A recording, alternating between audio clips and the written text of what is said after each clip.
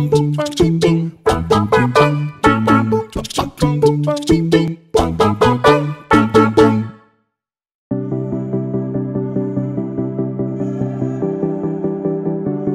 digital marketing bukanlah hal baru bagi Ahmad Syarif, founder dan CEO Cyberlabs.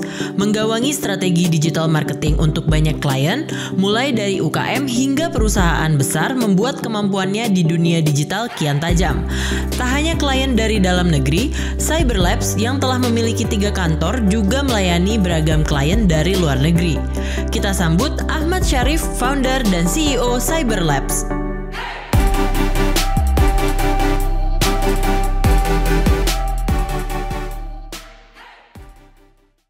Halo Marketeers, masih di Marketeers Hangout 2022 bersama saya Ahmad Syarif. Di sini saya akan membahas mengenai tips mengenai social media. Tapi sebelumnya izinkan saya untuk memperkenalkan diri dulu. Perkenalkan, nama saya adalah Ahmad Syarif. Saya adalah founder dan juga CEO dari PT Cyberlabs. Apa itu PT Cyberlabs? Jadi kami adalah sebuah PT yang memang fokus di bidang digital marketing dan juga pengembangan website dan aplikasi mobile. Kami berlokasi di Bandung, kemudian di Jakarta, dan juga kami memiliki kantor cabang di Singapura. Nah, selain itu, kegiatan Cyberlab itu adalah Cyberlab Academy. Jadi kami banyak sekali membantu UKM-UKM, terutama skala mikro, itu untuk bisa mengenal mengenai digital marketing. Nah, saat ini saya akan membahas mengenai kenali karakteristik mengenai social media. Karena banyak sekali UKM yang bermain social media tapi mereka salah strategi. Kenapa? Karena mereka belum mengenal mengenai karakteristik social media. Oleh sebab itu banyak sekali UKM yang tanya ke saya, kenapa strategi social medianya salah? Nah, salah satunya contoh, kalau teman-teman di sini memiliki segmen pasar itu di antara umur 25 dan seterusnya, itu teman-teman bisa menggunakan Facebook. Nah, di samping itu teman-teman bisa lihat juga di sini kalau teman-teman menggunakan YouTube, berarti segmentednya adalah umur 15 tahun sampai itu di 25 tahun. Nah, kemudian kalau Instagram teman-teman bisa lihat sendiri, di sini ada umurnya, ada monthly active usernya, dan juga bisa teman-teman bayangkan bahwa Instagram paling banyak itu adalah perempuan yang mengakses sosial media Instagram. Jadi kalau teman-teman punya produk yang berhubungan dengan seorang wanita, itu sangat cocok untuk bisa menggunakan sosial media Instagram. Nah, kemudian selanjutnya adalah ada juga Twitter. Nah, Twitter sendiri teman-teman bisa lihat potensinya juga besar. Jadi kalau misalnya teman-teman belum pernah menggunakan Twitter, teman-teman ke depannya bisa coba menggunakan Twitter. Nah, itu ada 21% wanita dan 24% adalah pria. Nah, bagi teman-teman yang bisnisnya itu sifatnya adalah formal atau sifatnya B2B, business to business, teman-teman jangan lupa untuk menggunakan yang namanya LinkedIn. Itu teman-teman bisa lihat. Kenapa? Karena banyak sekali profesional yang menggunakan sosial media LinkedIn. Nah, kemudian teman-teman jangan lupa ada sosial media juga yang populer selain TikTok, Instagram, dan juga Facebook. Ada juga Snapchat. Nah, teman-teman bisa coba lihat ini di capture screen dan kemudian bisa dipelajari. Nah, sekarang kita masuk mengenai cara posting yang benar bagi UKM biar tidak sampai salah strategi dalam menjalankan sosial media marketing. Oke, langkah selanjutnya agar produk teman-teman bisa laku di sosial media itu perhatikan gambarnya. Pastikan teman-teman itu pada saat melakukan proses foto produk itu sangat menarik. Contohnya bisa teman-teman lihat di sini di slide. Ini adalah salah satu produk UKM yang menggunakan foto amatir. Bukan karena bagaimana cara menggunakan fotonya atau misalnya menggunakan foto yang canggih, tapi bagaimana teman-teman itu bisa memanfaatkan software-software yang ada di internet secara gratis agar fotonya terlihat lebih menarik. Nah, teman-teman bisa lihat ya slide selanjutnya.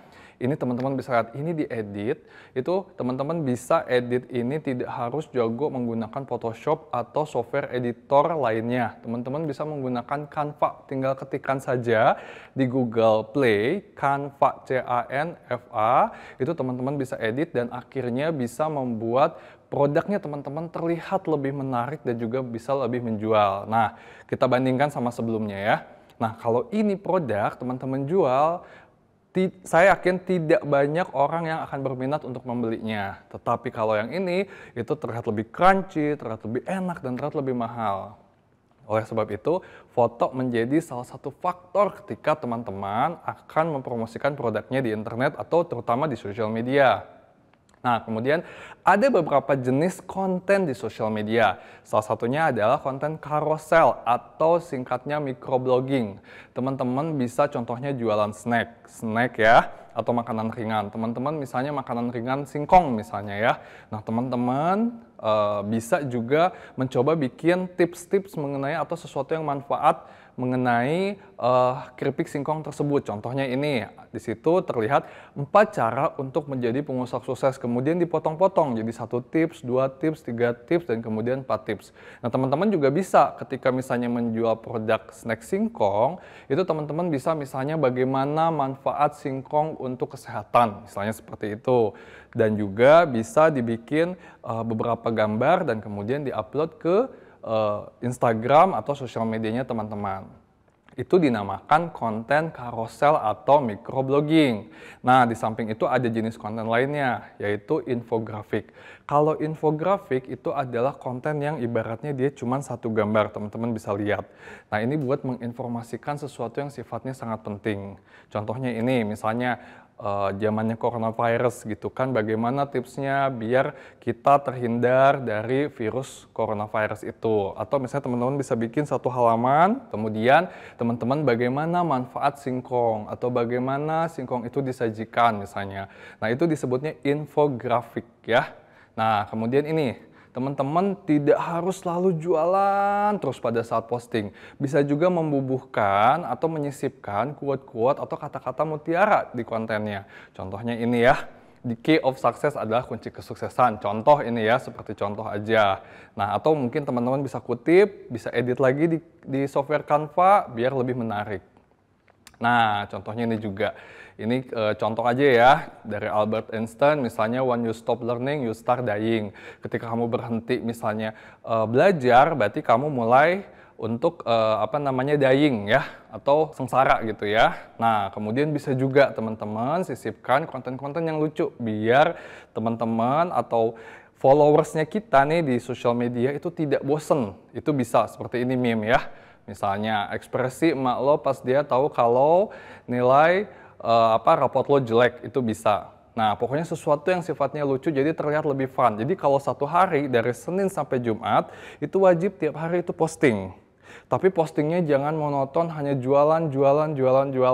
Mungkin hari pertama boleh jualan, hari kedua misalnya mengenai tadi ya infografik, hari ketiga misalnya carousel atau microblogging, hari keempat misalnya meme, kayak gitu ya.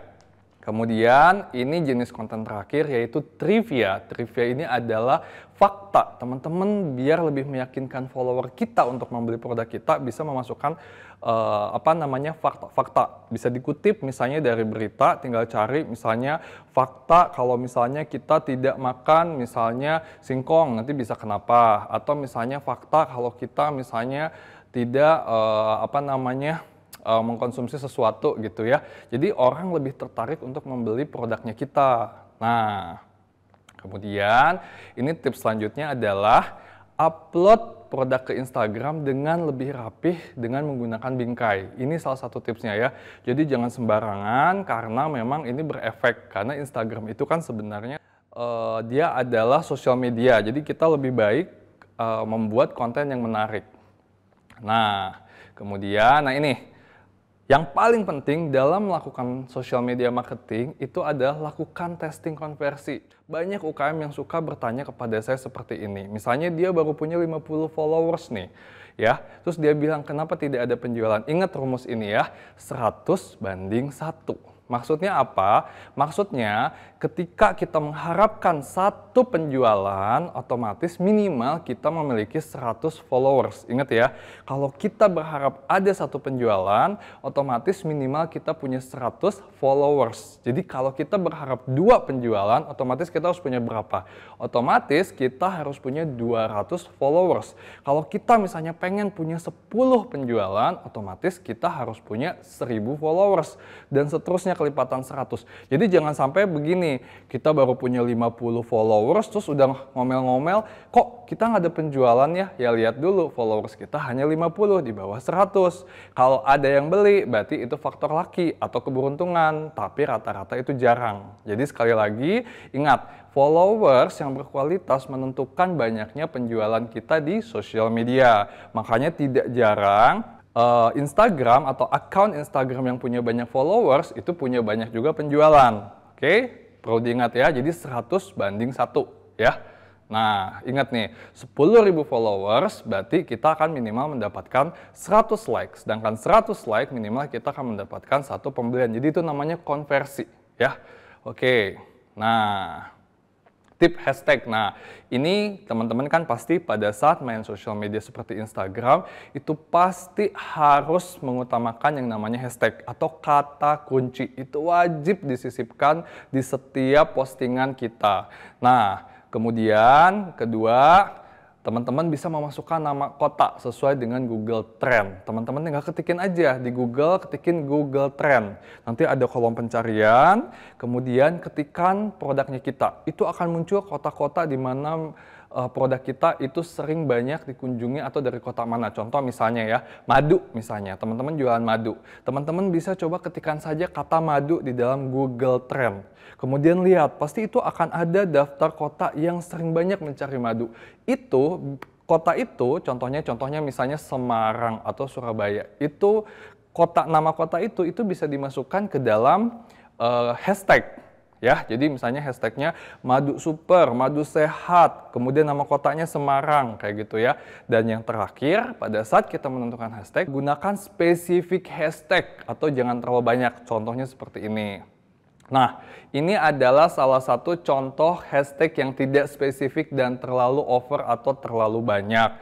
Contohnya, kalau kita jualan misalnya bakso ya. Nah, teman-teman kan saya yakin di antara sekian banyak UKM di sini ada juga yang jualan bakso. Contohnya, tiba-tiba memasukkan kata enak, maknyus, lapar, pick of the day, laris, manis, makanan, dan lain-lain. Ini nggak perlu. Ini disebutnya spamming hashtag, itu nggak baik. Jadi sebaiknya gunakan hashtag yang seperti apa? 1, tidak perlu banyak-banyak, cukup 10 hashtag. Kemudian gunakan hashtag yang memang sangat related atau berhubungan. Contohnya ya, kalau misalnya di Bandung tadi ya, kuliner Bandung, makanan enak, makanan murah, doyan makan. Cukup begitu saja. Itu ada berapa nih? 1, 2, 3, 4, 5, 6, 7, 8, 9, 10. Jadi nggak usah banyak-banyak. Nggak usah seperti ini. Itu namanya spamming. Itu tidak bagus ya. Nah, kemudian, ini. Kapan waktu terbaik untuk posting? Ingat, pada saat kita posting sesuatu di sosial media, itu ada waktu-waktu terbaik atau kita kasih nama prime time atau waktu di mana orang paling banyak mengakses sosial media. Coba tebak, waktu kapan saja orang paling banyak mengakses sosial media? Oke, yang pertama pasti pada saat pagi hari sebelum orang memulai pekerjaan, antara jam 7 sampai jam 8. Itu biasanya orang main dulu sosial media pada saat di bis, atau pada saat di kereta, atau pada saat di mobil. Ya, itu kan biasanya paling banyak tuh. Nah, kemudian waktu kedua kapan? Oke, waktu kedua paling banyak orang menggunakan sosial media adalah siang hari jam 11 sampai jam 1. Karena jam 11 orang sudah memulai istirahat. Kemudian jam 1 orang sudah beres istirahatnya ya. Jadi antara jam 11 sampai jam 12, atau jam 1 ya maksimal, itu adalah waktu terbaik teman-teman bisa upload. Jadi kalau teman-teman ibaratnya, saya pengen upload jam 9 pagi sebaiknya ditahan. Mending uploadnya jam 11 atau jam 12 atau maksimal sebelum jam 1. Nah kemudian waktu terbaik ketiga pada saat kita ingin mengupload di sosial media itu waktu kapan?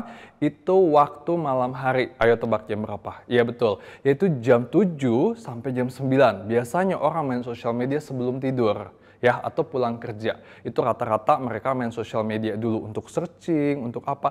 Nah, teman-teman, jadi balik lagi, jangan kalaupun teman-teman sangat ingin posting di sosial media karena sudah ada bahan kontennya, jangan sampai postingnya misalnya di jam 3, di jam 4, nanggung. Mending kita tunggu sampai jam 6, sampai jam 7 atau jam 8, dan maksimal juga bisa sampai jam 9. Jadi itu adalah prime time atau waktu-waktu terbaik teman-teman bisa posting di sosial media. Entah itu di Facebook, entah itu di Instagram, atau di sosial media lain. Oke, ini tips ya. Nah, sekali lagi saya reminding, gunakan semua strategi internet marketing yang sudah saya jelaskan tadi. Teman-teman bisa menggunakan Facebook, bisa menggunakan TikTok, bisa menggunakan Instagram, bisa menggunakan Snapchat, bisa menggunakan LinkedIn. Itu adalah sosial media yang teman-teman bisa gunakan. Jadi jangan hanya fokus pada satu sosial media, karena bisa jadi market atau target pasarnya teman-teman itu bukan ada di TikTok, tapi bisa jadi di Facebook, ataupun sebaliknya, bisa jadi bukan di Facebook, bisa jadi di LinkedIn. Oke? Nah, kemudian yang kedua, ingat, ketika kita bicara online, itu kita bicara bahwa kecepatan itu penting. Pastikan bahwa teman-teman ketika ada orang melakukan inbox atau komen ke sosial medianya teman-teman, pastikan teman-teman harus reply 1 kali 24 jam. Karena kenapa? Karena kalau tidak di komen, otomatis khawatirnya pelanggan akan lari ke account sosial media lain. Dan itu sangat terjadi ya, sangat sering terjadi. Kemudian, tips ketiga adalah teman-teman bisa berikan giveaway atau hadiah. Contoh, teman-teman sekali-sekali atau sebulan sekali aja. Misalnya kalau punya produk kaos nih ya, misalnya, oke, teman-teman kasih kuis gitu ya, kemudian ajak followersnya untuk share, komen, kemudian kasih 1 kaos. Harganya tidak seberapa, tapi efeknya itu bisa sangat besar ya, efek domino ya. Jadi bisa teman-teman kasih giveaway 1 kaos aja sebulan, jangan terlalu jangan terlalu mahal-mahal. Misalnya tiba-tiba teman-teman bisnisnya masih kecil, tapi tiba-tiba ngasih giveaway-nya misalnya umroh gitu ya, itu nggak perlu. Nah, kemudian ini paling penting tapi sulit, teman-teman harus konsisten. Jadi sibuk tidak sibuk, malas tidak malas, teman-teman harus konsisten melakukan posting di sosial media. Kenapa? Karena Instagram, seperti Instagram atau Facebook, dia akan memberikan ranking terhadap account sosial medianya teman-teman. Pada saat kitanya konsisten, kemudian banyak yang nge-like, banyak yang komen, itu otomatis account kita akan diberikan nilai sama Instagram atau sosial media itu agar terus bisa berada di posisi yang tinggi atau mudah dicari oleh klien lain. Oke, itu saja tips dari saya. Mudah-mudahan bermanfaat buat para marketer semuanya. Terima kasih banyak. Wassalamualaikum warahmatullahi wabarakatuh.